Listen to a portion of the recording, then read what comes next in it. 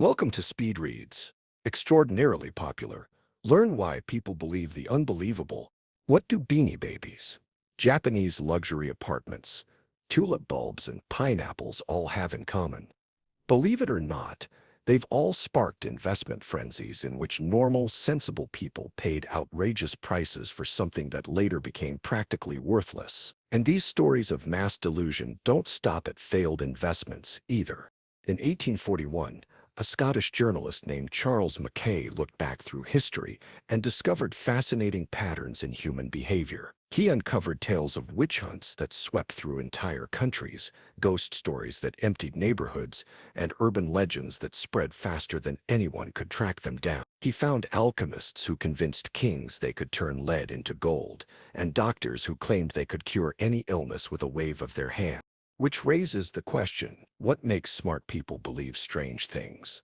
The benefit to understanding historical patterns is that it helps reveal similar delusions today. So this summary dives deep into some of history's most remarkable cases of mass hysteria and collective madness. While the stories might make you laugh, the insights could save you from being caught up in the next big delusion. Flowers, fortune, and FOMO. When tulips first arrived in Holland from Turkey in the 1600s, they were unlike any flower Europeans had ever seen. Their vibrant colors and unique patterns made them a must-have luxury item. As demand grew, prices soared. Soon, people weren't just buying tulips to plant, they were trading bulbs like stocks. Mackay discovered that at the height of this craze, a single rare bulb could sell for more than a grand house in Amsterdam. Merchants were trading their shops for tulips. Farmers were selling their land for bulbs. But then, in 1637, something changed. A few big buyers missed an auction. Suddenly, everyone realized these flowers might not be worth quite so much. Within days, prices crashed. People who had traded everything for tulips were left with nothing but pretty flowers worth a tiny fraction of what they had paid. Less than a century later, a similar mania gripped England. The South Sea Company claimed it would make a fortune trading with South America.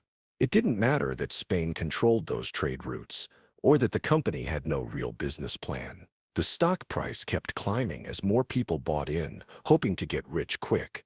Even brilliant scientists like Isaac Newton invested. When this bubble burst in 1720, thousands of families lost everything. These stories might sound bizarre, but similar patterns keep repeating. In the 1990s, people hoarded Beanie Babies, convinced the plush toys would fund their retirement. In 2008, house prices crashed after years of speculation. More recently, cryptocurrencies and NFTs have seen spectacular rises and falls. Mackay noticed something crucial about these manias. They all follow a predictable pattern where initial excitement turns into greed, then morphs into a kind of mass delusion. At first, a small group of insiders starts making genuine profits. Then stories of their success spread, pulling in more investors. As prices rise, these success stories seem to validate themselves, creating a cycle where good news drives more buying, which creates more good news. This is when the underlying psychology becomes evident. As more people get involved, the focus shifts from the actual value of the asset to stories about instant wealth.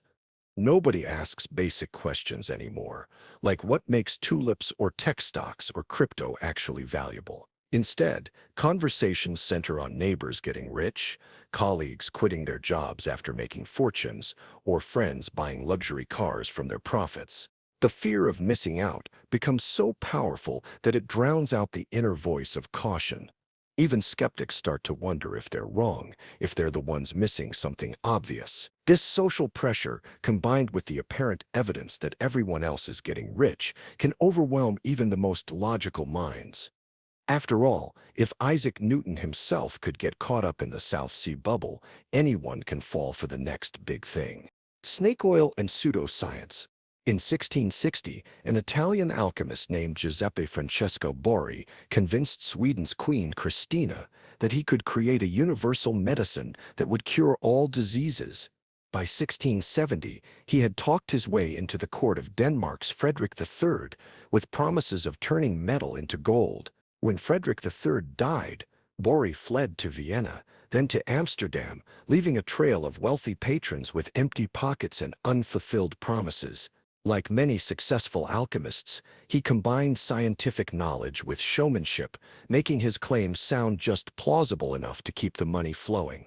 Mackay found dozens of similar cases across Europe spanning 3 centuries. Court records showed that Holy Roman Emperor Rudolph II spent a fortune supporting over 200 alchemists at his castle in Prague. King Philip II of Spain handed over massive sums to alchemists despite his country's mounting debts. Fascinatingly, the same tricks worked repeatedly in different countries and contexts.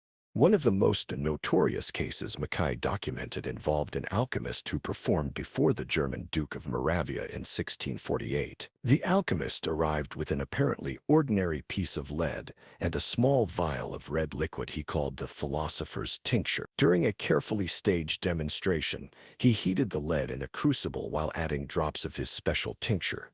Through skillful manipulation, he managed to extract pure silver from the crucible. For his second trick, he added more of the tincture and produced what appeared to be pure gold. The Duke was so impressed that he immediately funded a larger laboratory. Only months later did his advisors discover that the alchemist had hollowed out the bottom of the crucible, concealing real silver and gold beneath a layer of lead. This pattern of wishful thinking hasn't disappeared. Today, we see similar dynamics in miracle diet pills and questionable alternative medicines. Like the alchemists of old, modern pseudoscience often wraps itself in complex terminology and scientific-sounding theories. Promoters point to anecdotal successes while explaining away failures. They appeal to ancient wisdom or claim to have secret knowledge that mainstream experts either don't understand or are actively suppressing. Mackay describes a popular 17th-century cure-all called mithridate, a concoction of 65 different ingredients, including opium, ground vipers, and skink lizard parts. Physicians prescribed it for everything from headaches to plague. The more bizarre and expensive the ingredients, the more people trusted its supposed healing powers. The psychology at work here goes beyond simple greed or gullibility. Mackay observed that people desperately want to believe in solutions to difficult problems like poverty, illness, or aging. When someone offers an answer that promises to bypass all the normal hard work and limitations of life, it's tempting to believe them. The more we want something to be true, the easier it becomes to ignore evidence that it isn't. Haunted hysteria. In 1730, a group of Capuchin monks in Orleans, France, began reporting terrifying disturbances in their monastery. They claimed the ghost of their recently deceased prior was haunting the halls. The spirit would knock on doors at midnight, drag chains through corridors, and enter the chapel at strange hours. When church authorities investigated, the monks produced letters allegedly written by the ghost itself, demanding they be moved to a grander monastery. The haunting became so severe that the monks insisted they couldn't possibly continue living there. Their superiors eventually granted them a newer, larger monastery in a more desirable part of the city. Soon after they moved, the hauntings mysteriously stopped. Mackay discovered through local records that the monks had been complaining about their old building's poor condition for years before devising their ghostly solution. But ghost stories impact more than real estate schemes. In 1762, a neighborhood in London emptied almost overnight after residents reported seeing a ghost in a local cemetery. The panic grew as more people claimed to have spotted the spirit, describing it in increasingly dramatic detail. Parents kept children indoors, workers changed their routes home. House prices in the area plummeted. Only months later did someone discover the ghost was actually a local prankster with a white sheet. Yet Mackay noted something crucial about these tales. They revealed how powerfully stories can shape reality, even when they're completely false. The houses in that London neighborhood lost real value. Businesses lost real money. People made life-changing decisions based on rumors and hearsay. The stories themselves, whether true or not, had concrete consequences. The internet has had an outsized impact on the popularity of urban legends. The most famous example, Slenderman, began as two edited photographs on an internet forum in 2009, showing a mysterious tall figure stalking children. The story spread rapidly across the internet, inspiring games, videos, and fan fiction. Tragically, some people took the fiction too seriously, leading to real-world violence. What makes these stories so powerful isn't just their entertainment value.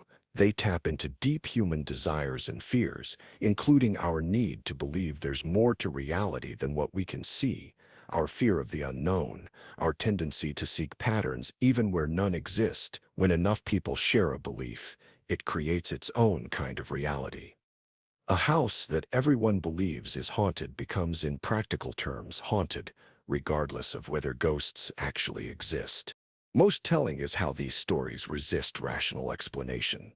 People who experience something strange would rather believe in supernatural forces than admit to being fooled by a prankster or their own imagination. Humans often prefer an exciting fiction to a mundane truth. As Mackay observed, once a compelling story takes hold in the public mind, facts alone rarely dislodge it. Panics and persecution. Between 1563 and 1736, Scotland executed nearly 4,000 people for witchcraft. In one notorious case from 1590, the town of North Berwick accused dozens of local women and men of using magic to create storms to sink King James VI's ships. Under torture, the accused confessed to impossible acts, including meetings with the devil. The king personally oversaw many trials and wrote a book promoting witch hunting that spread these ideas across Europe. Mackay documented how witch hunts typically began with the community facing problems like failed crops, sick livestock, or dying children. People desperately wanted someone to blame. Usually, suspicion fell on social outcasts, elderly women living alone, healers using traditional remedies, or anyone who seemed different. One accusation would spiral into many as torture produced false confessions implicating others. The legal system itself became a weapon. Mackay found that judges accepted impossible evidence like dreams, rumors, and marks on the body as proof of witchcraft. If an accused person floated when thrown in water, they were guilty. If they sank, they were innocent, but often drowned. Either way, the accused rarely survived. Even respected community members could be condemned once accusations started flying. What disturbed Mackay most was how educated people supported these trials. Doctors interpreted ordinary marks as witches' brands. Lawyers wrote complex arguments justifying torture. Priests gave biblical backing for executions. Their participation made the hunt seem legitimate and encouraged more accusations. Mackay's observations apply to similar patterns of persecution today. We see echoes of witch hunt psychology when communities face stress or fear. Innocent people are branded as threats. Rumors become facts. Those who speak in defense of the accused risk becoming targets themselves. The satanic panic, which peaked in the 1980s and 1990s, clearly demonstrates how witch hunt mentality can emerge even in modern societies. Hundreds of daycare workers across America faced accusations of ritualistic child abuse with no real evidence. Parents and police became convinced that satanic cults were operating preschools. Lives were destroyed by impossible claims that would have seemed familiar to witch hunters centuries earlier. Witch hunts reveal how quickly a society can turn against its own members when fear combines with authority. The lesson isn't just historical. Modern moral panics can still override legal protections and basic human empathy. Social media can amplify accusations just as village gossip once did. Most worrying is how these persecutions often happen not despite civilized institutions, but through them using courts, experts, and community leaders to give hatred a mask of legitimacy. Metropolitan madness. In 1789, Londoners became obsessed with a meaningless word, quaz. The slang term spread through every social class, from street vendors to aristocrats. People would shout it as an insult, use it as an answer to serious questions, or drop it into conversation to seem fashionable. Nobody knew what it meant, but for several months, not knowing how to use quaz marked you as completely out of touch. Mackay documented that, Oddly, the word vanished as quickly as it appeared, leaving no trace of its original meaning. Shouting the word walker swept through the city streets shortly after Quaz. Mackay observed how this word, taken from a popular song, became an all-purpose response to any unwanted request or dubious claim. Street vendors cried Walter to dismiss customers trying to haggle. Young women used it to reject unwanted suitors. Children shouted it at each other in playgrounds. For a few months, it was impossible to walk through London without hearing Walker called out dozens of times. Then, just as suddenly, it vanished from common use. Another London phrase emerged overnight during the Reform riots of 1831 and is still in use today: flare up. After Bristol faced widespread fires during civil unrest, the term inflamed London's imagination. It became an all-purpose phrase that could mean anything from getting angry to having a wild night out. People used flare-up to describe lovers' quarrels, street fights, political speeches, and drunken mishaps. Unlike many catchphrases that vanished quickly, it stayed in common use. Mackay noted how it became one of the most versatile phrases in English, able to describe any situation that involved excitement, conflict, or chaos. Just as London society once obsessed over nonsense words, modern social media erupts with catchphrases and inside jokes that seem meaningless months later. False rumors about bank failures still cause panic, but now they spread globally within hours instead of staying confined to one city. What fascinated Mackay most was what these social manias revealed: human nature. People fear being left out more than they fear looking foolish. The methods of spreading social contagions have evolved from coffee houses to smartphones, but the underlying psychology remains unchanged. Whether it's a mysterious Victorian catchphrase or a viral tweet, we still desperately want to be in on the joke. Final summary. The main takeaway of this summary to Extraordinary Popular Delusions and the Madness of Crowds by Charles Mackay is that mass delusions follow strikingly similar patterns, whether they involve financial bubbles, witch hunts, or viral trends. People ignore evidence that contradicts their beliefs while eagerly spreading stories that confirm them. The fear of missing out often overrides common sense, especially when respected figures support the delusion. When enough people believe something, it creates real consequences regardless of whether the belief is true. Understanding these patterns helps us recognize and resist them in modern forms. Okay, that's it for this summary. We hope you enjoyed it. If you can, please take the time to subscribe. We always appreciate your feedback. See you in the next speed reading.